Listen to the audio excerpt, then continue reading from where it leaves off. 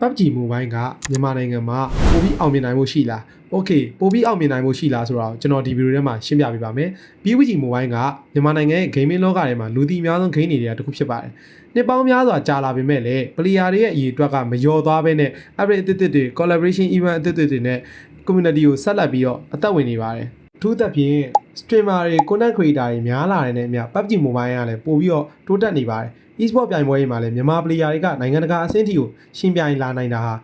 PUBG Mobile ရဲ့အနာဂတ်အတွက်အားကောင်းတဲ့အချက်တစ်ခုပါဒါပေမဲ့ game အသစ်တွေဆက်တိုက်ထွက်ပေါ်လာနေတဲ့အတွက် PUBG Mobile အနေနဲ့ player တွေကိုဆွဲဆောင်နိုင်မှုစမ်းသစ်တဲ့ update တွေပိုကောင်းတဲ့ real system တွေကို community အတွက်အခွင့်အလမ်းတွေနဲ့ပုံမှန်ဖန်တီးပေးဖို့လိုအပ်ပါတယ်